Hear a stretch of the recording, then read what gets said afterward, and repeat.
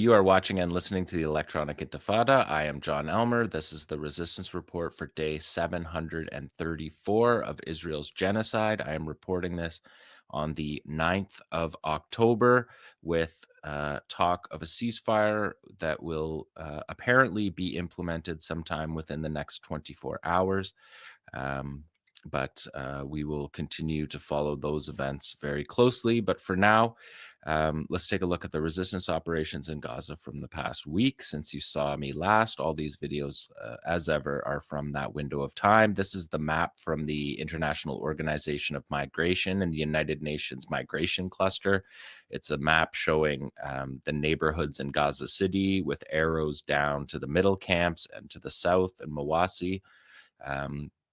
And you can see the numbers correlate to each neighborhood and the number of people leaving. And overall, the number is 467,523 have been driven out of Gaza City ahead of the second battle of Gaza City. And those numbers do not match with what the Israeli military has been putting out. The Israeli military wants to say that people have left Gaza City for their military purposes, ethnic cleansing being their goal. So, per the military's assessments, according to Army Radio, 900,000 of the estimated 1 million Palestinians who are residing in Gaza City have moved south. But as we see, this migration cluster, which includes all the organizations that are involved in the migration portfolio, and they have trackers at each position on the way down the road to the evacuation sites, and their number is clearly barely over half of the number that the Israelis said. And for let's take a look at some of the maps that Jeremy was talking about. I'll say off the top of this that we had an excellent interview with Jeremy Scahill, who has done the most important work for sure in the English language following the ceasefire proposals. So if you didn't check that out, I highly encourage you to check that out along with Nora's news report, which is always excellent every week.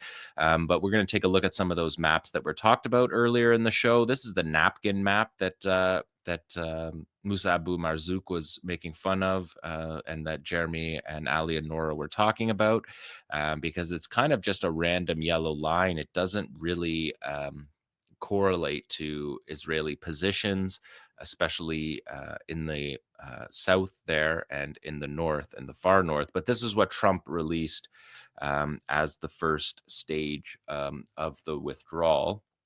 But let's take a look at the next map, because this is a little bit more clear of some of these aspects of the plan that presumably are going to be clarified in the coming weeks, because they were certainly not clarified in these negotiations. But you can see the first lines there.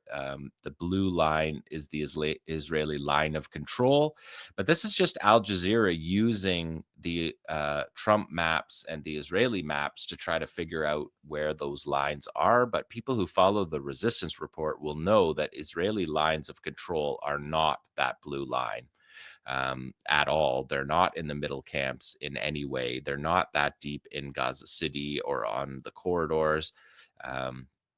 But the plan is that with the release of the Israeli captives, all of them prisoners of war, soldiers, that the Israeli military will be moving to the yellow line, which is just set in a few hundred meters from the buffer zone, which, according to all of these negotiations, Israel is going to remain in that buffer zone unless that changes in these negotiations. But it seems that that has been something that has been granted to Israel. And you can see on this map, the buffer zone is the striped line right along the border. It goes from the sea along the border with Egypt down to Kerem Shalom crossing in the bottom corner there.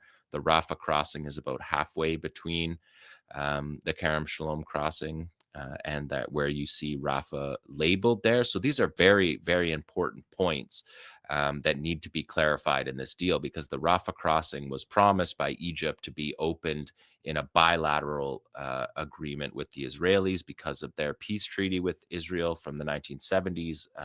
Doesn't allow Israel to have that cordon along the Rafah border. And of course, if we look at that map up in the north, you can see that um, large parts of Beit Hanun and Beit Lahia fall within that line. So you still have a significant portion of the Palestinian population not able to return to their homes based on these maps.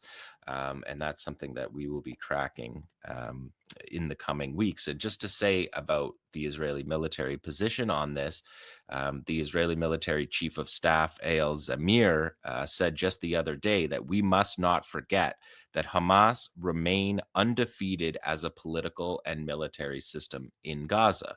This is not a ceasefire that came from defeat. It did not come from surrender. It did not come from defeat. It did not, Israel did not achieve any of its goals in this war, which I reiterate over and over, and I'll do it again right now. They promised to free the captives through violence. They failed to do that. They promised to destroy the Qassam brigades as a military force. They failed to do that. You're going to see that for the next 20 minutes in this video here. They said they were going to destroy the Gaza government, the governance system, the municipal government throughout Gaza. We know that that's not destroyed at all. And they're rebuilding as we speak. And all throughout the war, anything destroyed was being rebuilt by Palestinians. And the fourth point was that Gaza would be no longer a threat to Israel, and that the idea of resistance would be taken from Gaza forever, was what Netanyahu promised. And that is just absurd, because resistance in Gaza is very, very strong, and its perception in most all countries around the world is strong. So that is a rousing defeat of that point as well. So just to note that. So looking at these two maps, these are the maps that people are struggling to make sense of. But this next map is from an Israeli military aligned open source researcher, Benzion Michalis, and he shows here a little um, uh, more representative map of where the Israeli military is, and that you can see that that yellow line that will be withdrawn to after the release of the Israeli prisoners of war, which should correspond with the release of thousands of Palestinians, including 250 with life sentences, 250 out of 303 life sentences in Israeli prisons. But you can see that that yellow line is out of Gaza City. It's up along the border. In Khan Yunis, it's holding those two corridors, the Morag corridor and the Magan Oz corridor. For now, those appear to be what Israel is trying to hold. And you can see along the southern border, the Philadelphia corridor will still remain in Israeli hands for now. But as I said, there was a promise from Egypt to the Palestinians that that corridor, the Philadelphia corridor, would be dealt with in bilateral talks that should open the Rafah crossing, because that is an absolute primary core demand for the Palestinians. So we can see in that map a little bit more.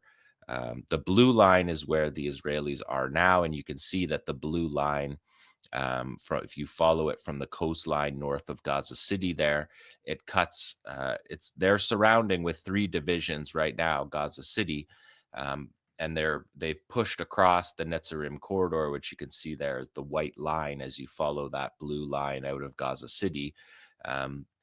But then the middle camps, they don't have any control at all of the middle camps. They're in the buffer zone there, all the way down the coast to Khan Yunis. And in Khan Yunis, the whole Mawasi area is not under Israeli control. So there's still a lot to be worked out on these discussions, but I wanted to show you these maps and compare them to the other maps and to the talk of the ceasefire that we had earlier on in the program.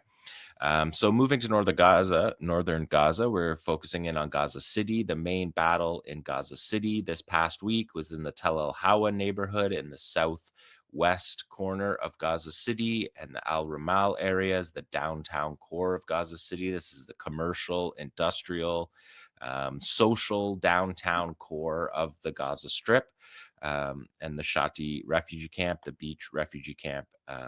It was the line to the north of where Israel had control. And there was also fighting in Sheikh Radwan, which is in the northeast side of Gaza City, sort of between Gaza City and Jabalia, where you see that on the map. Sheikh Radwan abuts Jabalia. And so that's the focus of the battle for the last week. Previous to that, Gideon's Chariots Part 1, the focus of the battle was on Zaytun there. And the red you see below Zaytun on that map, that's the Netzarim corridor that we have blocked off in red. And then Zaytun, Shajaiya, and Tufa, the neighborhoods along the ridge line, those were the targets for Gideon's Chariots Part 1. And yesterday, there was a raid on the Netzarim corridor carried out by a Qassam Raider unit using a tunnel. They were able to access the Israeli position inside their military cordon. So I've been reporting on this week after week, that the Palestinian resistance is able to penetrate these defensive positions of the Israelis, Netzarim corridor being the primary corridor, defensive corridor that Israel believed that they were untouchable in. And the Palestinians, on the eve of the ceasefire talks, sent the message to the Israelis that they're not safe in the Netzarim corridor. According to the Israeli military probe investigation into the operation, the Golani Brigade's reconnaissance unit were stationed in the area, and at least 5 Qassam fighters came out of a tunnel and engaged in a gun battle with Israeli troops. Israeli troops, of course, didn't re-engage with that gun battle. They called in air support and drone strikes, tank shelling to handle the situation, as they do. They don't face-to-face fight very often, if at all. Most of the Qassam Raiders returned to their base safely, according to the IDF, although they don't use that terminology. But according to the IDF's probe, they likely fled back down into the tunnel, which is certainly what they did, and returned to their base safely. The first operation that I'm going to break down on the show today is another operation into a defensive position, a breach of an Israeli base. But this base was in the Sister Rosary School in Tel El-Hawa. This was a school that runs from elementary school through high school.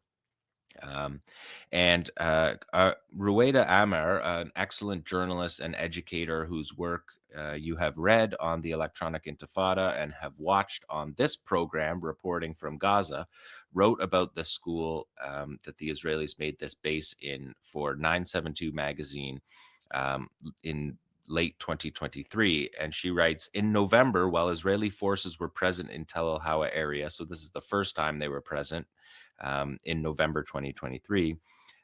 In November, while Israeli forces were present in the Tel El-Hawa area, they entered the school with bulldozers and tanks, demolishing the schoolyard, destroying the wall around the campus, the library, which was filled with books, laptops, television screens, computers, interactive lesson displays. Those were all bombed and burned to the ground. Only ashes remain, she reports.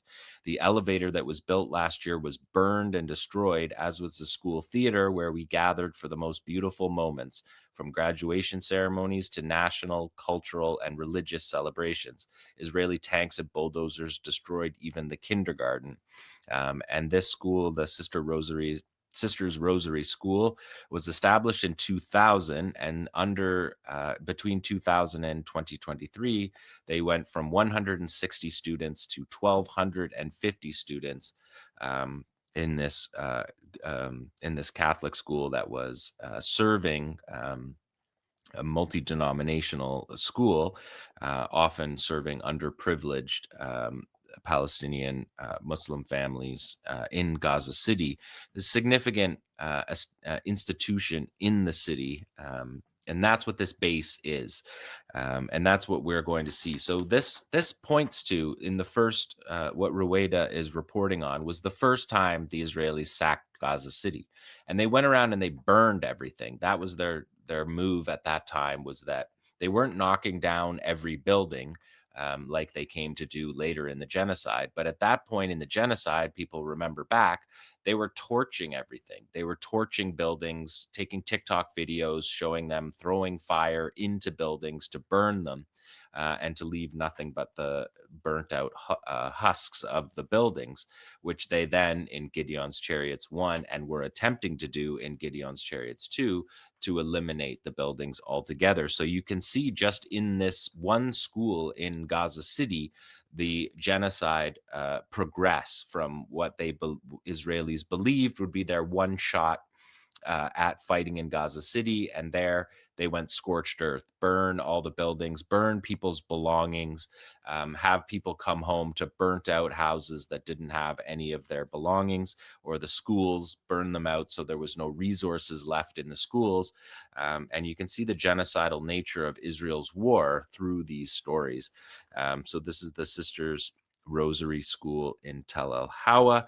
Now let's take a look at the operation that the Qassam Brigades executed in this school.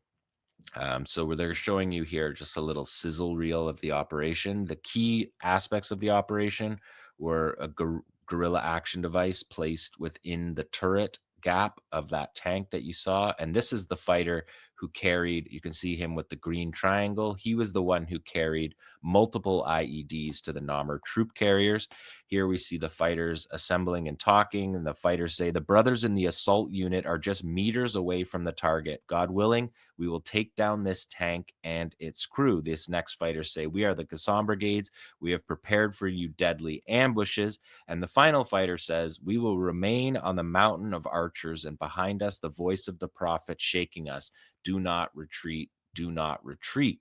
And that was the poem that we have cited a few times, because Qassam has used that. They used it last summer in an operation in Shujaiya, and we saw it in Jabalia a few weeks ago, and now we're seeing it again. And it's a poem called The Dove by Sudanese poet Muhammad Abdul Bari. And the Qassam fighters have been using this the whole time. So you can see that first fighter, he puts the guerrilla action device into the turret gap, blasting the tank turret where the commander, loader, and gunner are. All three of them were severely wounded in that operation. But you see the head of the second fighter there. He's about to use the explosion as cover to advance on two Namur troop carriers that are also inside this base. Israel believes they're safe inside this school base, and Qassam is raiding them as soon as they establish this base. There you see the fighter emerging with his guerrilla action devices that he put into the Namur troop carrier. And the battle also involves a gunfight. And there you see the medevac helicopter landing to take out what the Israelis reported as 11 casualties, 5 seriously wounded, including the entire tank crew, and 6 more wounded within the shooting. And we look at the next one, I just broke down this so you can see it in each part. You'll see the weapon here as we've been tracking. This is the Bark, the Lightning guerrilla action device. It's a smaller canister. We've seen this in the Gideon's Chariots era of the battle, where Palestinians have adapted their weaponry to meet the moment of that invasion, which was that they had realized that they were able to get right up to tanks and get so close that they could deposit these lighter. This essentially looks like a shawad, but it's like a third of the weight of a shawad, and it's easier to carry for the fighters and allow them to more nimbly. We've seen them climb up on top of the tanks, but to cross terrain also with these devices. So here we are seeing it again. We saw it in Khan Yunis in the south. We saw it all the way in the north in Jabalia. We saw it in Shujaiya. Now we're seeing it in Gaza City. So an interesting development that I told you I would track, and here we are tracking it. So they used it in this operation as well. The next slide you can see is just where the fighters position to the tank. You can see it gives you a good idea. This is 𝐓𝐡𝐞 editors making that tank red shaded, and then the fighter is in the green that we're looking at. People who can't see this screen right now, we're looking at a Merkava tank in its full size, 70 tons of a tank. And the fighter himself is barely, his head barely goes above the hull. And then the turret on top of that, it almost doubles the size of the tank. So you can see how small the person is beside the tank, but just how bold these operations are and effective, because essentially it's a guided, it works the same way as a guided missile hitting exactly the point of target that you want.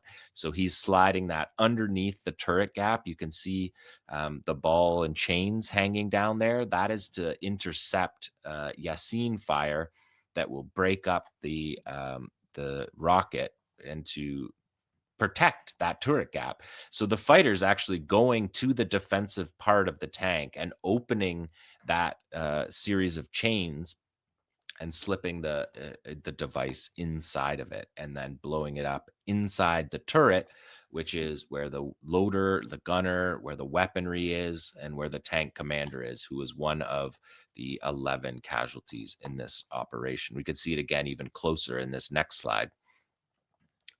It just remarkable man versus machine. And this is something, people that I covered the second Intifada in Gaza and in Jenin, and watched the kids fight tanks like this in the same way. They're not phased by these Israeli weapons that define their state. This tank defines the Israeli military industry and their country as a fighting country. With the Merkava tank here, we see being defeated by Palestinian fighters on the ground. So if we take a look at the next slide, you can see the fighter, see him carrying the guerrilla action devices here. That's just noting on the screen that he's carrying the 2 canisters to deposit them into the hatches of the 2 Namur troop carriers. So there was 5 seriously wounded and 6 others moderately wounded in this operation, according to the Israelis, including the whole tank crew and 2 officers, the officer of the tank and the officer of a second tank that was part of the gun battle.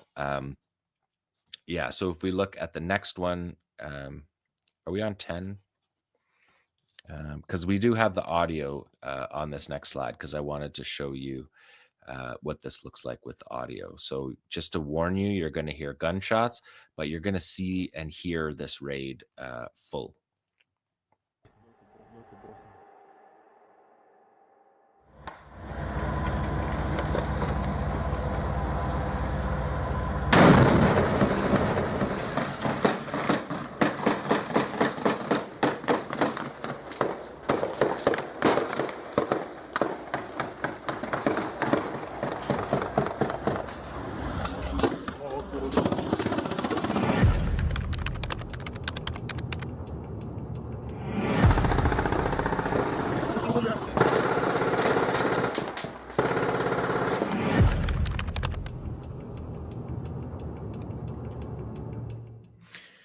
And that's the medevac helicopter, the sign that you always see at the end of these operations that show, that tell the truth about Israeli casualties when you see that helicopter. So significant raid. Should the ceasefire come into effect and that be the last raid of the battle in Gaza City, we won't be saying that right now because there's a long road ahead. But just to tell you that going right up to these ceasefire negotiations, the resistance is carrying out command and control operations that show they're functioning as a military fighting force and are able to penetrate breaching operations of Israeli positions that the Israelis are establishing with all of their American supplied weaponry, and are still unable to secure those areas. And that's why when we talk about Israeli presence inside Gaza with some of those maps, and you heard Jeremy talking about that too, because it hasn't been decided for the further aspects of the ceasefire. What these 2 operations show, the raid on the Netzarim corridor yesterday and this raid on the Sisters Rosary school base, Israeli base, that right up to the end, right up to the moment, the Palestinian resistance is able to be in this fight, and Israel has to find another way to try to achieve the goals of the war, because the fighters didn't allow them to achieve their goals. The Gaza municipality and the Gaza government didn't allow them to achieve their goals. The students that Dunya talked about, the first thing they're going to do is rebuild their school, and classes will start. The Palestinians are undefeated in this war, and Israel achieved none of its objectives. And I don't think history is going to look, unless you're an extreme Israeli propagandist, as any kind of victory at all in any way. In many ways, it's the exact opposite. Israel has shown itself to the world to be an illegitimate pariah state that carries out genocide and looks for negotiated settlements to that genocide. There'll be lots more time to talk about that, though. Let's take a look at number 12. Again, we're seeing in southwest Gaza City, in Tel El Hawa, fighters here. You see them load up the Tandem 85. And when you see a Tandem 85 loaded up, built by the Qassam brigades, this weapon doesn't exist anywhere else in the world. You'll know you're going to get a bulldozer. And sure enough, there's the bulldozer. Direct hit on the cab.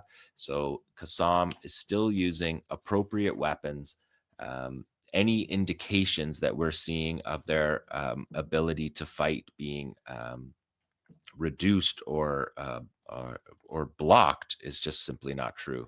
This is the same weapon. This is the same shot that we would have seen on the first day of the war. And the next one after this is a Yasin 105 strike here, moving through the alleys that still exist in Gaza City. So using the alley as cover and a fire. It's difficult to see the armored vehicle, but I believe that we're seeing a Merkava tank being hit there with the Yasin 105. They don't use the Tandem 85 against the heavy armor. So again, appropriate weapons being used in this operation. And after this one, we got one more Tandem 85 versus an armored bulldozer. We know from Army radio that the Israelis only went to battle in Gaza City with 60% of their bulldozer capacity because the resistance had destroyed the others. There you can see the bulldozer there and another direct hit. And now we move on. This is a sniper operation. And again, we can't show these operations, but you can find these on my X account, which is just my name on X. And you can see there the soldier standing on top of the turret of his tank, which is sort of the later battles version of Israeli soldiers in a window.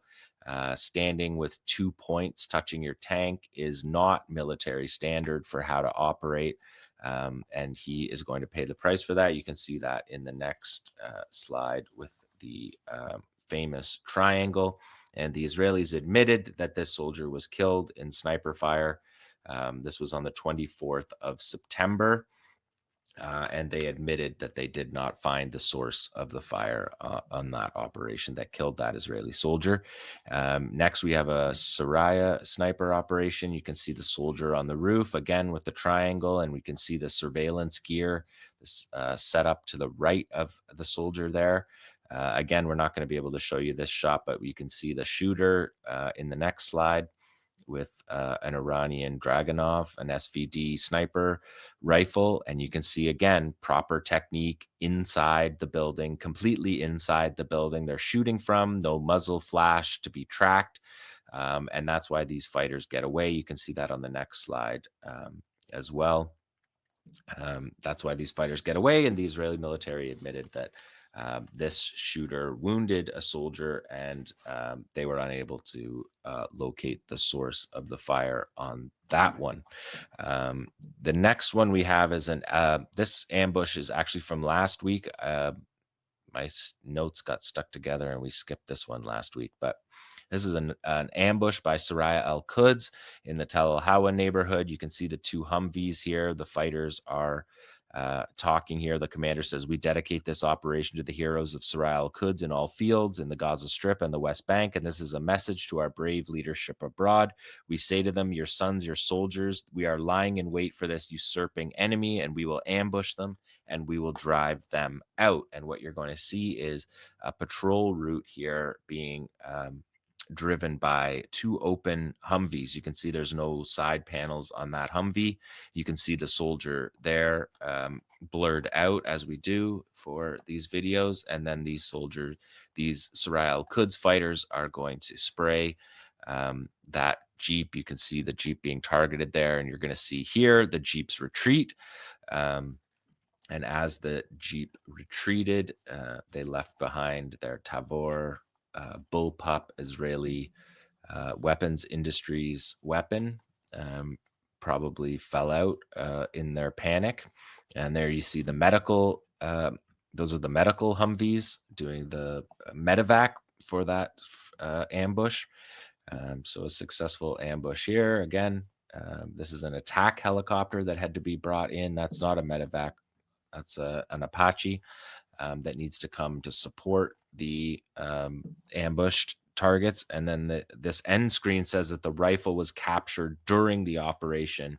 And there you see it there. That's the sort of then, well, you see the Israeli logos there, and that's an Israeli weapon, the Tavor, that we have seen a lot. We saw the commander last week showing off captured ones of those during the prisoner exchanges in January. We saw lots of Tavors that had been captured. We saw in the Nahal Oz raid a Tavor rifle be captured. So a significant 𝐓𝐴 𝐤𝐜 operation the previous week.